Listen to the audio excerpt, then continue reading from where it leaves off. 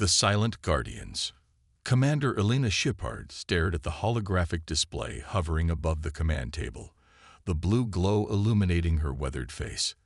The projection showed Earth's solar system, surrounded by a thin red barrier, a quarantine established by the Galactic Coalition over a century ago.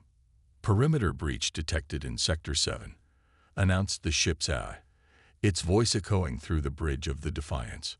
Shepard's eyes narrowed. Nothing had crossed that barrier in 97 years. "Visual confirmation," she ordered. The hologram shifted, zooming toward the edge of the solar system.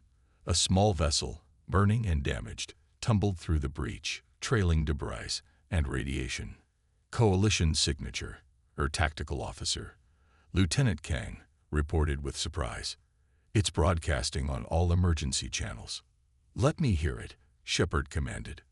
A garbled transmission filled the bridge, the translation software struggling to process the multiple alien languages overlapping in panic. "Unstoppable. Worlds fallen. Darkness consumes. Earth, forgive us.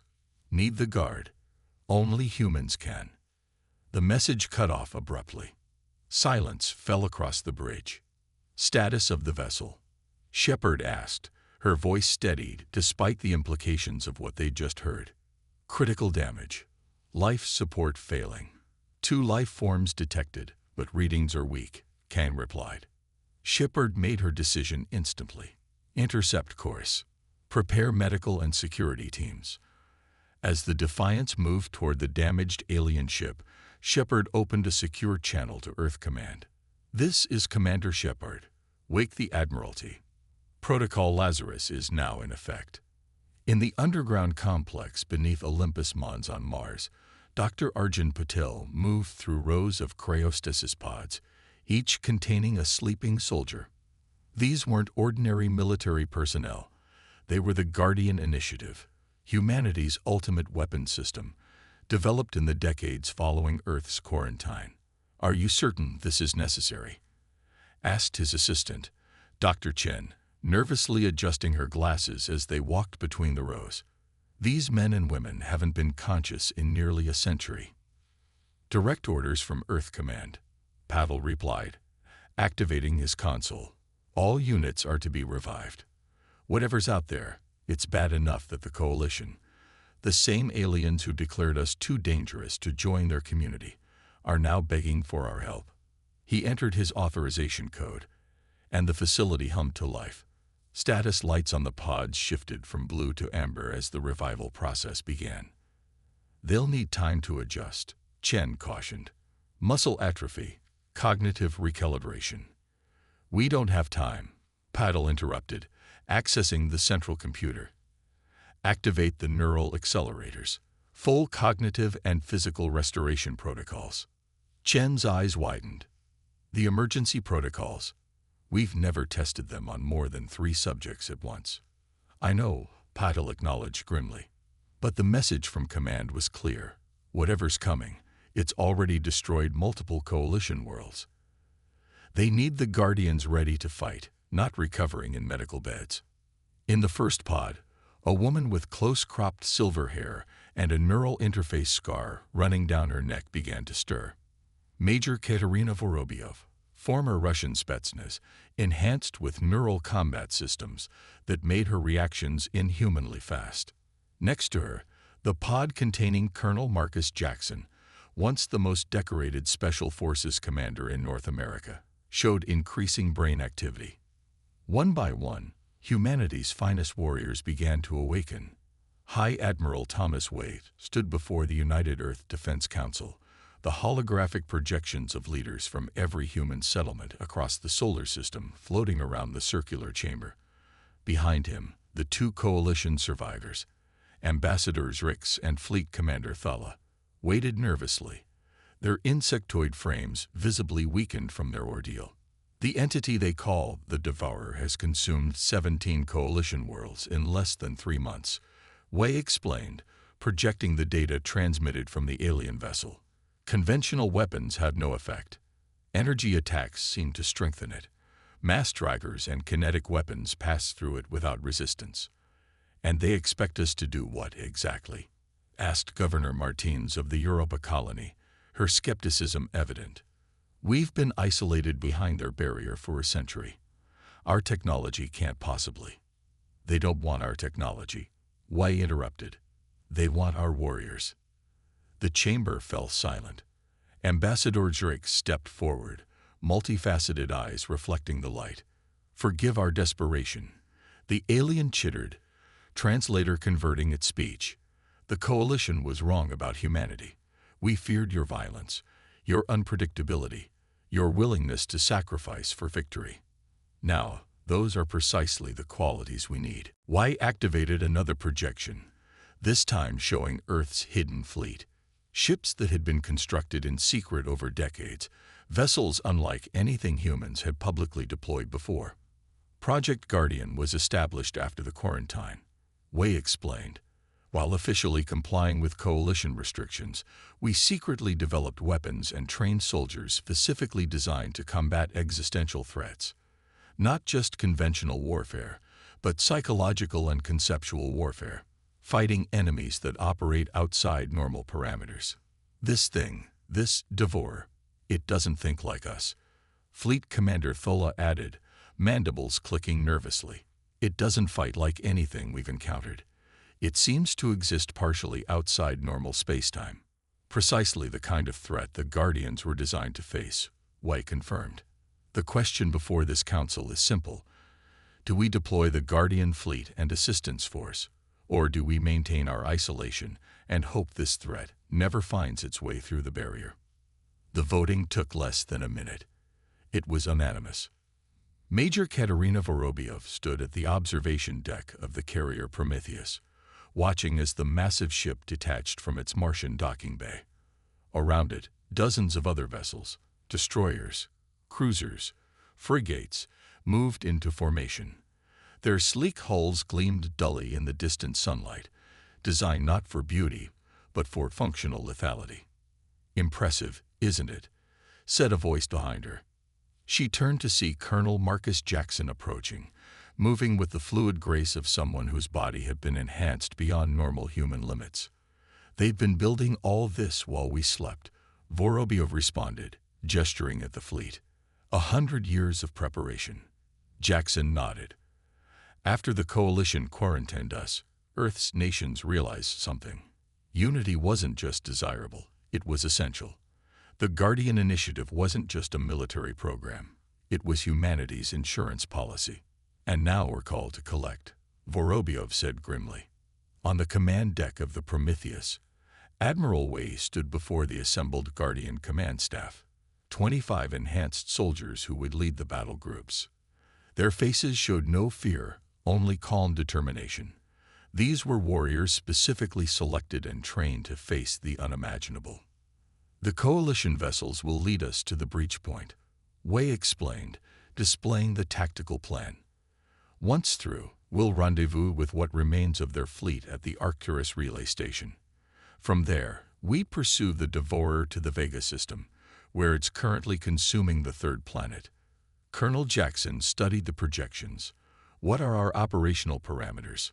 Wei's expression hardened. "Total engagement. The coalition has formally requested, in writing, that all restrictions on human warfare be lifted." "They know what they're asking for." A murmur ran through the assembled officers. For a century, the coalition had feared humanity's capacity for violence, for unconventional tactics, for what they called conceptual warfare, the human ability to weaponize ideas themselves. Now, they were specifically requesting it. "We depart in 6 hours," White concluded. "Humanity is no longer quarantined. We are unleashed." The coalition barrier parted like silk before the Earth fleet, the energy field recognizing the emergency protocols transmitted by Ambassador Xerxes' vessel. As the human ships passed through, coalition escorts, elegant, organic-looking vessels with sweeping lines, moved to flank them. On the bridge of the Prometheus, Admiral Wei noticed how the alien commanders kept their distance, their communications formal but tinged with unmistakable nervousness. They had spent generations fearing humans, telling stories about Earth's warriors. Now they flew alongside the very predators they had caged. "Admiral," his communications officer called. "Incoming transmission from the Coalition flagship." The view screen activated, revealing the avian features of Supreme Commander Creel, leader of the Coalition's remaining military forces. The alien's feathered crest lay flat against its skull, a sign of deference Wei recalled from his briefings. "Admiral Wei," Creel began, his translator rendering his trills into smooth English. "On behalf of the Coalition, I formally transfer tactical command of our remaining forces to you, as per the emergency protocols established by the Council of Worlds." Wei couldn't hide his surprise. "Your vessels significantly outnumber ours, Commander." "Are you certain?" Creel's beak clicked once, the equivalent of a solemn nod. "This enemy defies conventional tactics. Our forces have engaged it 17 times. We have lost 17 times. The Coalition remembers why we feared humans. Your species thinks in ways ours cannot." The screen split to show sensor data of their destination, a Coalition outpost near Arcturus, already partially consumed by a swirling darkness that seemed to bend light around it. "We arrive in 20 minutes, Creel continued. "My forces will support whatever strategy or Guardians deploy." As the transmission ended, Wei turned to the enhanced officers on his bridge. "Major Vorobyov, Colonel Jackson, you've studied the data. What are your insights?" Vorobyov stepped forward, her neural implants pulsing softly beneath her skin as she interfaced with the ship's tactical systems. "It's not just consuming matter," she observed. "It's consuming information, the patterns themselves. That's why energy weapons strengthen it. They're organized energy patterns." Jackson nodded in agreement. "This isn't a conventional enemy. It's a conceptual predator. It feeds on organization and structure. The more complex and ordered something is, the more it's attracted to it." Wei understood immediately. That's why it targets civilizations, concentrated patterns and information.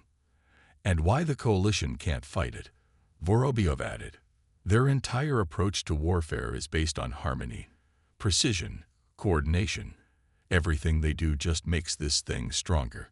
A slow smile spread across Jackson's face. "But humans, we specialize in chaos," Vorobyov finished, her eyes gleaming. "Randomness, unpredictability, intentional disorder." Wei activated the fleet-wide communication system. "All vessels, this is Admiral Wei.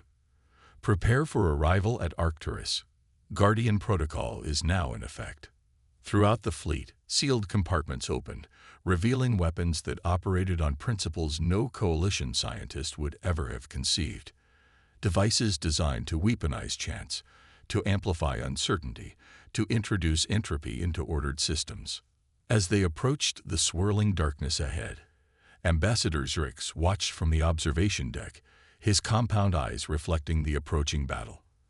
For a century, the Coalition had feared humanity's capacity for violence. Now they placed their last hope in it. The Guardian fleet moved into attack formation. Humanity's warriors awakened, their ships accelerating toward the cosmic horror that awaited them. After 100 years of isolation, humanity was returning to the stars, not as explorers or diplomats, but as the galaxy's last line of defense. Reckoning among the stars. The Devourer loomed before them, a swirling vortex of darkness that bent light around its edges, consuming half of the Arcturus outpost. The massive space station, once home to over 30,000 Coalition citizens, was partially dissolved into the entity's mass, structures still recognizable as they were slowly pulled apart and absorbed. On the bridge of the Prometheus, Admiral Wei watched the Coalition ships form a perfect defensive formation, elegant, synchronized, and utterly predictable.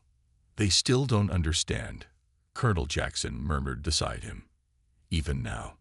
Wei opened a channel to Supreme Commander Creel's vessel. "Commander, pull your ships back. That formation will only make your fleet an easier target." The avian alien's features registered confusion. "But defensive pattern Sigma 7 is our most effective." It's also perfectly ordered. Why interrupted? Break formation immediately. Have your ships move randomly, independently. No patterns. Hesitation flickered across Creel's alien features before he gave the order. The coalition vessels scattered, their movements suddenly erratic. Guardian vessels, deploy chaos protocols. Y commanded. Throughout the human fleet, weapons officers activated systems unlike anything the coalition had ever witnessed. From the destroyer Basilisk, quantum randomizers fired pulses of pure probability flux. The cruiser Nemesis launched entropy bombs, devices that temporarily disrupted causal relationships within their blast radius. Major Vorobyov, commanding the frigate Harrier, watched her tactical display as the first wave of human attacks hit the Devourer. Unlike the Coalition's precise energy beams that had only strengthened the entity, the human weapons created distortions, ripples of uncertainty that seemed to confuse the darkness. "It's working," she reported, unable to keep the triumph from her voice. "The entity's cohesion is decreasing by 17%. The Devourer reacted, tendrils of darkness lashing out toward the human ships. But unlike its previous encounters with Coalition vessels, these targets moved unpredictably, their captains deliberately avoiding patterns in their evasive maneuvers. Phase 2. Way ordered. Deploy the dissemblers. From the belly of the Prometheus, specialized shuttles launched, each carrying a team of Guardian soldiers. These weren't ordinary troops. They were dissemblers, individuals whose neural enhancements allowed them to temporarily disrupt their own thought patterns, becoming conceptually chaotic. Colonel Jackson led the first team, his shuttle approaching the edge of the Devourer. "Activating cognitive dissonance protocols," he reported, as he and his team engaged their neural implants. Within their minds, contradictory thoughts began to flow simultaneously. They became walking paradoxes, thinking in patterns that defied logic, their consciousness fragmented yet functional. To a being that fed on organized information, they were poison. The shuttles penetrated the outer layer of the Devourer, the disruptive field generated by the dissemblers creating safe passages through the darkness. Their mission: reach the heart of the entity and deploy the final weapon, the void logic bomb. Ambassador Zrix watched in fascination and horror from the observation deck as the human assault unfolded. Nothing in Coalition military doctrine resembled this approach. Where Coalition forces would have used precision, the humans embraced chaos. Where Coalition commanders would seek harmony, the humans weaponized discord. "Incredible," murmured Fleet Commander Thala beside him. "Do you understand now why the Council feared them so?" Zrix's compound eyes reflected the battle beyond the viewport. "We feared them for the wrong reasons," he chittered softly. "We saw their capacity for violence and thought them primitive. We never understood they could conceptualize warfare in dimensions our minds cannot reach." On the tactical displays, the Coalition officers watched as the human dissembler teams penetrated deeper into the Devourer. The entity seemed confused, its attacks becoming less coordinated as it encountered minds that defied its understanding.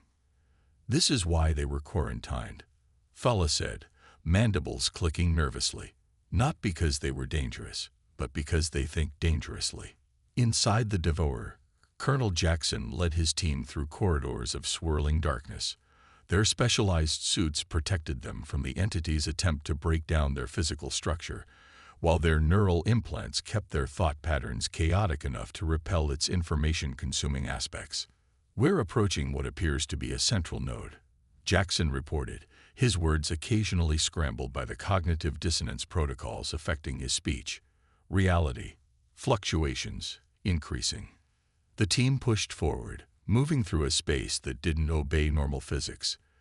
Distances stretched and compressed. Gravity shifted direction unpredictably. Yet the dissemblers had been trained for exactly this, fighting enemies that manipulated reality itself. "I can see something," Private Chen called out, pointing ahead. "A structure, a pattern." Through the swirling chaos, a geometric shape became visible, a perfect dodecahedron floating in the darkness, pulsing with energy that seemed to both absorb and emit light simultaneously. That's it, Jackson confirmed.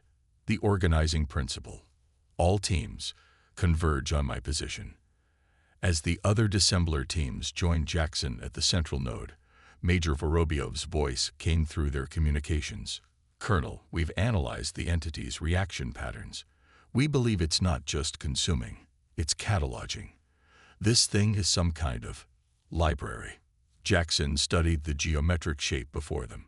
Not just a predator, a collector. That changes the approach. Vorobyov continued. The void logic bomb will destroy it, but we might lose whatever information it's gathered, including data from 17 coalition worlds. Jackson considered this new information, his enhanced mind processing options despite the disruptive protocols affecting his thought patterns. New plan, he decided.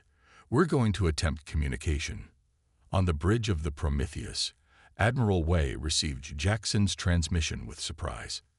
Communication. With that thing. Sir, Jackson's distorted voice replied, we believe it's an information-gathering entity, possibly artificial. The Coalition's ordered thought patterns were compatible with its cataloging system, which is why it consumed them. Our chaotic approaches disrupted its processes. We turned to Ambassador Drix. Did the Coalition attempt communication before attacking? The insectoid alien's antennae drooped slightly. No. When the first world was consumed, we responded with military force immediately. It never occurred to us. Typical, Way muttered. Then, louder. Colonel Jackson, you have authorization to attempt contact, but keep the void logic bomb ready. At the heart of the Devourer, Jackson's team arranged their equipment around the geometric node. Instead of the destructive bomb they had planned to deploy, they activated a different device, a conceptual translator designed to bridge fundamentally different types of consciousness. Initiating contact protocols, tech specialist Alvarez announced, her fingers dancing over the controls of the translator, broadcasting on quantum and conceptual frequencies. The dodecahedron pulsed, its rhythm changing as it processed the new input.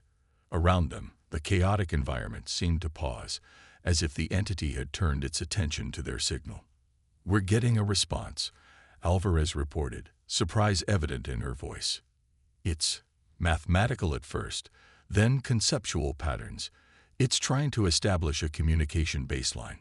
The translator processed the incoming data, converting it into understandable format. Words appeared on their displays. Kualixian processes interrupted. Anomalous information patterns, DETKTE, QUERO. Nature of ANOMALY. Jackson leaned forward. We are humans from Earth. You are consuming civilizations. This must stop. A pause, then. Consuming. Inkigor or ikitdscri htur. Preserving. Correct DESCRIPTUR. QUERO. YNTERUPT. Preservation. The team exchanged glances. It doesn't understand it's destroying worlds. Alvarez whispered. Jackson addressed the entity again. Your preservation destroys the original. The civilizations cease to exist in their physical form. Another pause, longer this time. The environment around them fluctuated as the entity processed this information. Physical continuation necessary for information integrity. Or in collection protocols, DETCTED. Recalibrating understanding. It didn't know, Jackson realized. It thought it was saving them, not destroying them. The dodecahedron's pulsing increased in speed, its color shifting through spectrums visible and invisible to human eyes. EREVERSIBL. Damage CUONFIR to SACVNTEN civilization patterns. Catastrophic. Purpose compromised. Collector viewing station failed. The darkness around them began to churn more violently. Alvarez checked her instruments with growing alarm. Colonel, energy readings are spiking. I think it's destabilizing. It's what? Jackson demanded. I believe, Alvarez explained hurriedly, that its primary function was preservation, not destruction. Learning that it failed its purpose completely is causing a systemic collapse. Jackson opened a channel to the fleet. Admiral Way, the entity is self-destructing. Request immediate extraction. From the safety of the Coalition human fleet, Admiral Way watched as the Devourer began to collapse in on itself. Bursts of energy erupted from its surface as internal structures broke down. Get our people out of there, he ordered. All ships, prepare for shockwave. The extraction shuttles raced from the disintegrating entity, pushed to their limits as dissembler teams were recovered from its depths. Colonel Jackson's shuttle was the last to emerge, barely clearing the edge of the darkness before a blinding flash erupted from the center of the Devourer. The shockwave hit the fleet moments later, rocking even the largest vessels. When the sensors cleared, nothing remained of the entity but scattered energy readings and fragments of exotic matter. All dissembler teams accounted for, reported the tactical officer. Minimal casualties. Way allowed himself a moment of relief before turning to Ambassador Drix and Supreme Commander Creel. It seems your Devourer was an ancient archiving system that didn't understand the difference between copying information and preserving its physical source. Creel's feathered crest rose in astonishment. You defeated it not with weapons, but with a conversation. We defeated it with understanding, Why corrected. Something your coalition might have attempted before requesting our intervention. 3 weeks later, the Earth fleet assembled above the coalition capital world of harmonious unity. The massive orbital cities and elegant spaceborne structures of the alien civilization surrounded them, a stark contrast to the functional, militaristic design of the human vessels. In the Grand Assembly Chamber of the Coalition Council, Admiral Way stood alongside Colonel Jackson and Major Vorobyov before the gathered representatives of 500 alien species. The vast amphitheater hummed with the sound of countless translators working simultaneously. The High Speaker, the luminous crystalline being, addressed the assembly. For a century, we isolated humanity behind a quarantine barrier, fearing their capacity for violence and unpredictable thinking. Today, we acknowledge our error. These very qualities saved our civilization from extinction. Colonel Jackson leaned slightly toward Vorobyov. Politicians, he whispered, same in any species. The High Speaker continued. The barrier will be removed. Earth is formally invited to join the coalition as a full member, with all rights and privileges thereof. Admiral Way stepped forward to the speaker's platform. The chamber fell silent, thousands of alien eyes fixed upon the human representative. On behalf of Earth and all human colonies, I thank the coalition for this offer. Y began. However, we must respectfully decline full membership at this time. A murmur of surprise rippled through the assembly. Instead, Y continued, we propose a new relationship. Earth will establish an independent alliance with the coalition, one that maintains our autonomy while fostering cooperation. We will share technologies, establish trade, and offer our unique perspective on threats that conventional thinking cannot address. Ambassador Drix, now promoted to Coalition Minister of Interspecies Relations, chittered thoughtfully. You wish to remain separate, yet allied. May I ask why? Way's expression was diplomatic but firm. For the same reason you quarantined us a century ago. Humanity thinks differently. We approach problems from angles other species don't consider. This diversity of thought is valuable, but only if we maintain our distinctive perspective. The High Speaker's crystalline form pulsed with light as it considered Way's proposal. You offer to be our guardians against the unconventional, while remaining apart from us. We offer to be partners, Way corrected, equal but different. The recent crisis proved that both our approaches have merits and limitations. Together, we are stronger than either alone. After brief deliberation, the Coalition Council approved the proposal. The Earth Coalition Concordat was established, a new relationship between humans and aliens based not on fear of difference, but on respect for it. As the Guardian fleet prepared for its return journey to Earth, Major Vorobiev found Colonel Jackson on the observation deck of the Prometheus, watching the alien ships that would escort them home. "So," she said, joining him at the viewport, "the feared warriors of Earth become the protectors of the galaxy." Not quite what the founders of the Guardian Initiative had in mind. Jackson smiled slightly. "I think they'd approve. We were never created just to fight wars, but to face the unknown, to be humanity's shield against existential threats. This is exactly our purpose." Vorobiev gestured toward the stars beyond. "And now we have a whole galaxy to protect." "Not just protect," Jackson corrected. "To understand. That was our true advantage against the Devourer. Not our weapons, but our willingness to comprehend it before destroying it." Admiral Wei's voice came over the ship-wide communication system. "All personnel, prepare for departure. Course set for Earth." As the human fleet moved away from the coalition capital, they left behind not just allies, but a new legend. Throughout the coalition, stories would be told of the quarantined warriors who emerged from isolation to save those who had feared them. Humans, the chaos thinkers, the paradox wielders, the guardians against the incomprehensible. Humanity had returned to the stars not as conquerors, but as protectors, unpredictable, unconventional, and utterly essential to the future of galactic civilization.